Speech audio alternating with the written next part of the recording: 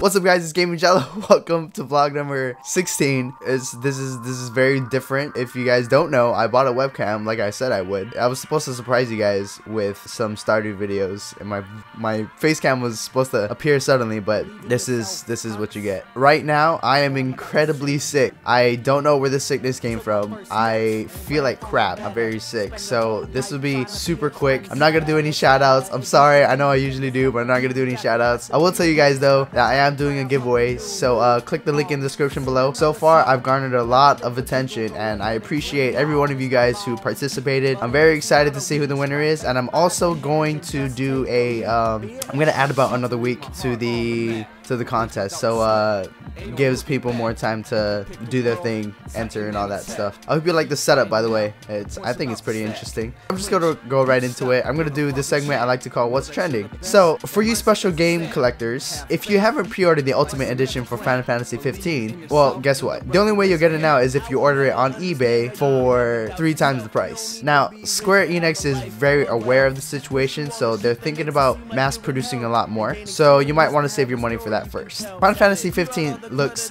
absolutely incredible. I'm very much looking forward to playing it, but I more than likely won't be making any I probably won't be making any Let's Plays. I'll probably be doing more so demo clips, maybe, just to showcase some of the stuff there. The graphics, just how amazing it looks. It really looks, the game looks stunning. Seriously, Square Enix did a really well done job with this. Now, if only Square could give us a little bit more of Kingdom Hearts, that'd be great. Actually, there will be a Kingdom Hearts mobile game that will be released, well, that should be released today, actually. So go ahead, check out your app store for that, whichever phone you have. Do you guys remember Marvel vs. Capcom? Just as the name suggests, it was a game that pitted Marvel characters versus Capcom characters. It was an amazing trilogy of games, so much fun. But Capcom recently announced that they want to do the same thing with Nintendo. I guess you could say the closest thing that Nintendo has ever been to a legit fighting game would be Pokken Tournament. I may actually be wrong about that, but ones that I actually played first time ever was Pokken Tournament. So Capcom working with Nintendo for something like this is pretty awesome. One of their characters, Ryu, actually had a very surprise appearance in Super Smash Bros., which kind of blew up the internet because nobody expected it. And then Cloud came out, and that was pretty amazing. But I honestly think that this would be dope if they went ahead and did this, so you guys should do it, Nintendo. Come on, do it for the fans. Alright, so now let's talk about The Walking Dead. Spoiler alert if you haven't watched the season finale, if you could even call it that. Alright, so here's what happened during the episode. Maggie's sick, so she needs a doctor. There's something going on with her baby, which I believe is a miscarriage, to be completely honest. So Rick, for whatever reason, wants to grab every single main character of this story and go to Hilltop to find a doctor. On their way there, they get stopped by a lot of saviors who by now know who Rick's group is and is pretty much pissed about what he's done to them. Rick leaves Gabriel in charge of Alexandra's defenses, which is fine with me because honestly, I feel like Gabriel is developing a lot as a character about how he's trying to stay true to who he was, but realizing now that things are completely different and things need to change. Throughout the course of this episode, Carol and Morgan have their own little side story. Morgan's trying to look for Carol, and they did a little nod to the first episode of the entire series where Rick rides horseback into the city. This time it's Morgan riding horseback, which I thought, you know, was pretty cool, I guess. So this RV, which I will now dub the Death Vehicle because of how many main characters it holds, like I said before, keeps getting stopped by saviors and their roadblocks.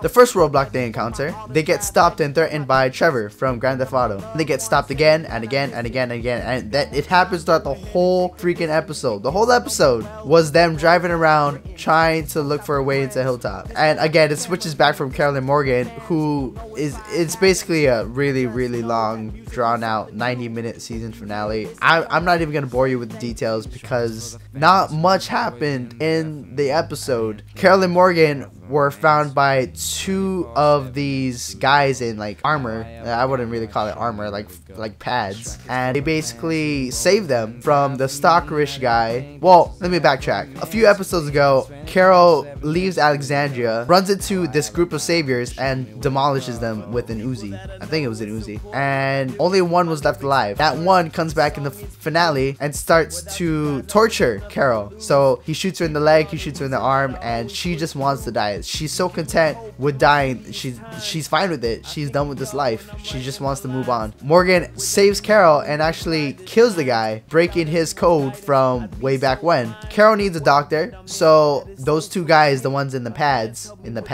really?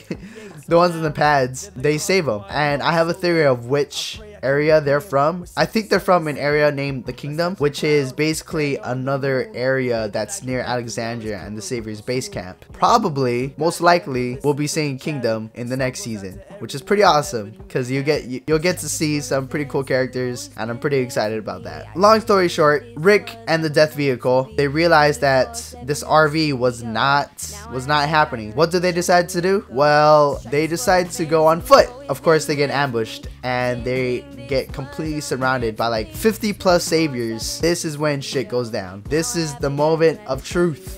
Basically, all of the main characters get put in a lineup. If you remember from last episode, episode 15, Rosita, Michonne, Glenn, and Daryl were also captured. So they were added into that lineup with Rick and the rest of the group. So everyone's lined up on their knees, and then we finally see him. The person that we've all been fearing for, his name is Negan, and Negan was absolutely fantastic. He was terrifying. The way that he was speaking his monologue was just too amazing. He's pissed. He's very passive aggressively pissed at Rick for killing his saviors. He wants to punish Rick for what he's done. So what does he do? He plays Eeny Meeny Miny Mo, which is pretty fucked up, to decide who is going to get Lucille. Now, Lucille is his bat covered in barbed wire. Now, you can obviously know where this is gonna go. He's gonna pick somebody and he's gonna kill him. That's what everybody has been waiting for, because we all knew what was gonna happen. We all knew this is inevitable. Here's where things get a little bit irritating. Look, showrunners and producers, I understand stuff about ratings. I understand what you're trying to do, but changing the last shot to a POV of the person that was getting hit with Lucille and not telling us who that person was pretty fucked up. There was so much hype into Negan. There was so much build up to who he was and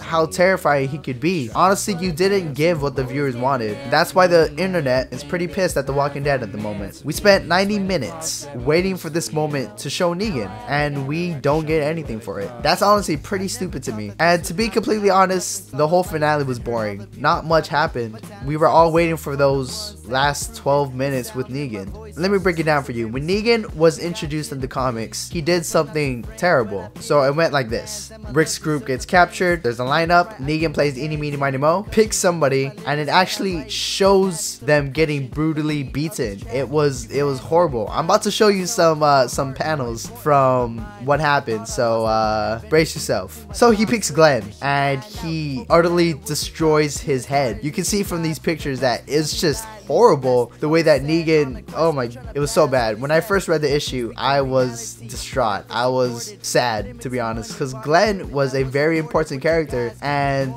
they just killed him off just like that. Just like that. It was crazy, but it was brilliant because you know what happened? We all hated Negan. You know what he did right after he killed Glenn? So everybody was crying for Glenn. Glenn was dead. He was that, you don't survive from that stuff. And Negan just walks away with his group. That's it. He just walks away and he basically tells Rick, you're still gonna be working for me. I'll be back. This is like, he's basically setting an example for Rick if one of them messes up. But yeah, like I said, it makes you hate Negan. And I seriously thought this is the route that they were gonna go for with the show. We all want to hate Negan and love him for being Negan. We're kind of left in that lukewarm water where I don't know how I feel about him. I know he's doing something bad, but is it for a character I love? Is it for a character I hate? You know, nobody really knows because they didn't show it. So why didn't the showrunners go for it? Well, here's what they said in an interview in Talking Dead. It's the end of a story. And that story was Rick has all the control throughout the whole season. Then all of a sudden Negan has control. Within that whole last episode, Negan somehow just took control of everything. That's pretty much it. What I loved about this was Rick actually was terrified. He was scared. I honestly didn't even notice, but throughout this whole season, he was very confident. But come the last episode, he was broken. He actually didn't know what to do. And he wanted to make sure that Maggie gets to a doctor in Hilltop. And just when that happened, it was just, That's basically it. He lost control, and now he's gonna pay for it. But it does show that Rick cares for his people, which I appreciate that. So continuing where this left off, for season 7 is when the next story will start. So again, the first story was Rick has control, he lost control, Negan is control. End of story. The 7th season is Negan kills this person. Now we have to live with that death, and how are things going to change? That's what the 7th season is going to be about. From a storytelling position, I understand why they did it, and I can't be completely mad about it, but I don't think it was the smartest decision that they